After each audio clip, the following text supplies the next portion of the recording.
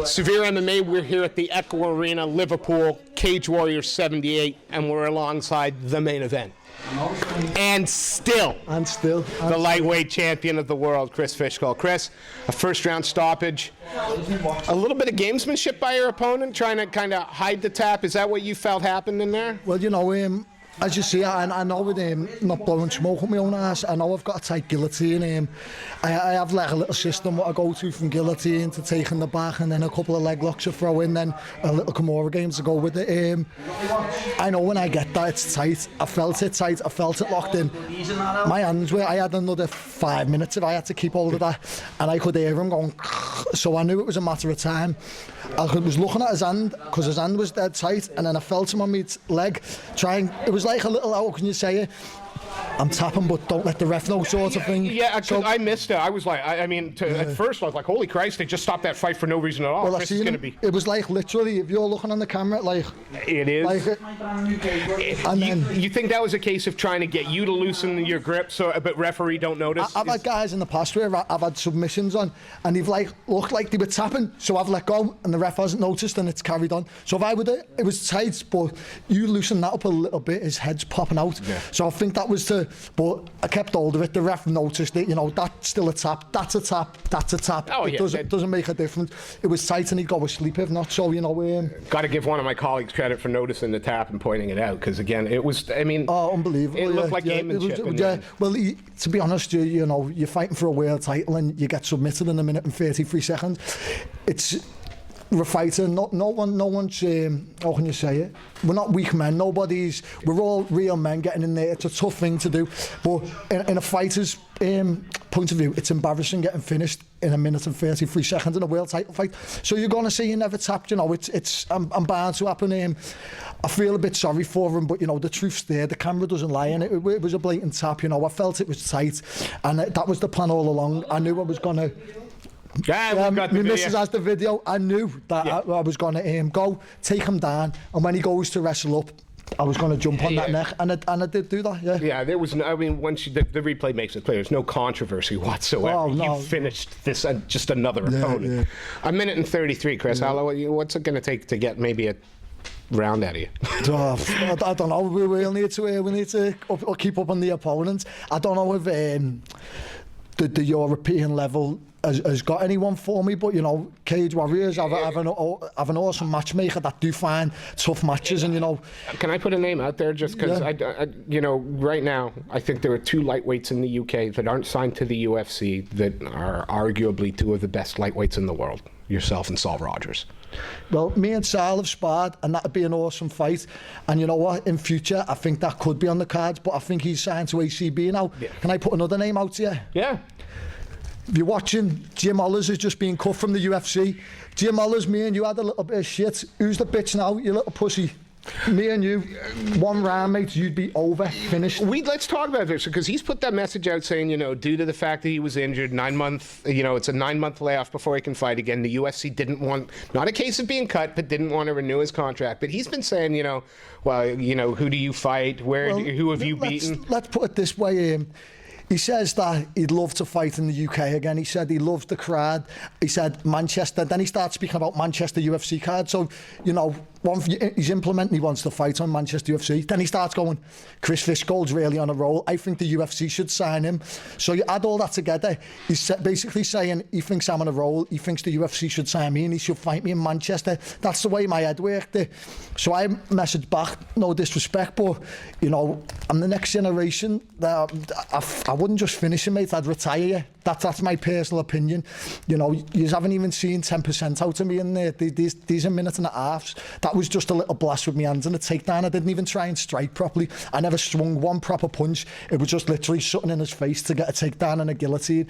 If you want to see me striking game, you want to see me full jiu-jitsu game, and you want to play that game with me, I won't just finish it. I will retire you. I'll rip your knee completely off, and you won't be walking for the rest of your life, mate. Never mind, 9 months. So yeah, that was basically it. He come back. He didn't like it. He started saying, well, you're a bitch. You're a shit fighter. And I was like, you're contradicting yourself there. We're arguing over an interview where you said I'm a good fighter. I should get signed, and then you're saying I'm a shit fighter. So make up your mind, mate. Come on. But you know, yeah, I'm past this. He's lost his last two and draw, and got a no contest. So his last three, he's basically lost 2 losses and a no contest. I'm on a 6-fight win streak in under 8 minutes. You know, it's what can I say? Talk to me. You know what I mean? A lot of talk about Belfast. I don't want to. I don't want to put my hopes anywhere. You know, it's to the powers that be. In this game, a lot of crazy stuff can happen. If Belfast was to call, I'd jump at the opportunity. I'm always fit, but I'm not even thinking about that. I'm just going to think about my next opponents, and I'll just train for that. There's been times in the past when I thought I must be close, but like I said. Is it a case now then, I suppose, you know you're close. It would be ridiculous to say anything. Is it a case now that you just know your time will come? If it's in 3 months, it's in 3 months. If it's in 9 months, it's in 9 months. But I am going to get there and stay. Well, do you know what? At the moment, I'm really, to be honest with you, I've had an up and down career. I've been doing this since I was 17. I turned 24 2 months ago. Although that still seems young, I've still been doing it a long time. I've had lots of ups and downs, and at the moment, I'm at a point in my life where I'm just really enjoying me fighting. I've got a beautiful girlfriend that does the same right by my side. I've got an amazing team with Paul Rimmer, Paddy, Ellis, Dylan, all the teams, Cy Audley, amazing strength and conditioning coach Mike Hughes, my mum, my brothers are great, and my dad, everyone's there by my side. I just want to keep going out and enjoying me fighting like I'm doing. I don't want to put nothing ahead. Let's just keep going out, enjoying myself and keep fighting. You know, I enjoy this. That crowd out there, that was like an earthquake.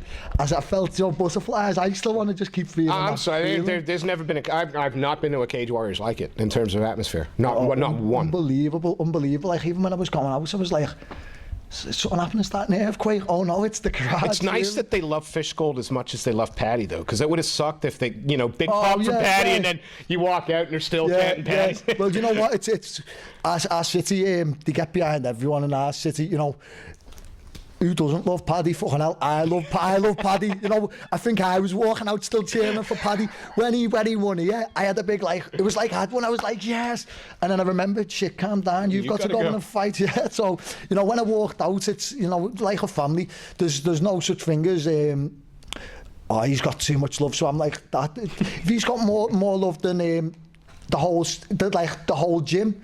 Who gives a fuck? We're all a team. We're all a city. I'm just happy to be part by his side. He's happy to be part by my side. We're both happy to be coached under Rimmer. We're both happy to live in the city. We're both happy with everyone around us. That's just the way it is. How long's Next Gem going to own the lightweight divisions in Cage Warriors? You got the featherweight title. You got the lightweight title. Not like amateur titles. You've got their world titles in your gym. Yeah. How far can you guys go as a gym? Really, poor luck. You can teach. In terms of coaches, you see some coaches and they look like they fought, they look mean, they look like the fighters. You look at Paul, you wouldn't think he was an MMA coach, but the man can teach you anything you want to know about fighting. The man can put game plans together.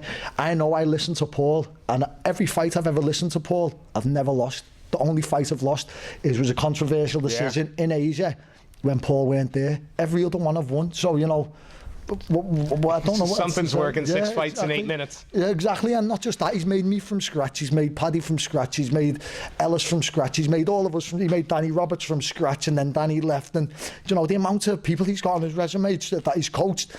I was near crying yesterday when I was cutting the weight. It was a hard cut for me, one of the worst ones I've had. And Paul was there, and Paul went, look, this might be the hardest one you've had, but he said, you need to remember, I've been doing this a long time, and I think it was 2 key away, I had lost 4 pounds, and I was saying, I can't do it no more. He was saying, look, I might not have been there with you, but I've been there with hundreds of people, and I can tell in the voice, you've still got this in you, we're going to make this weight. And he sat in the sauna with me, he drove me, got me in the bath, he made me wait. My girlfriend got the first 4 key off me. She's listening. Sorry for being a bitch yesterday. And then Paul got the last 2 key off me with their help boy. They were there by my side, and like I said, he's been around the game for years and years now. I know we got colleagues waiting, so I'm gonna ask one more for you, and then I'll let you go. What's next for Chris Fishgold? As long as it doesn't matter, as long as you keep fighting. As long as I keep fighting, as long as I'm healthy, God's blessing, I've got a wonderful life at the moment. I've got wonderful people around me. People shouting UFC if that happens. Well, if not, October 15th, you don't look like you've been in a fight, I don't feel like I've been in a fight, to be honest. Maybe jump in Cage Warriors Wales and... As soon as possible. I want to get back in as soon as possible. As long as I've still got all these people around me and I'm rolling, thank you, God. I'm so happy. Well, we look forward to seeing you fight often and again, Chris. Absolutely. It's always a pleasure. Thank you ever so much, the champ.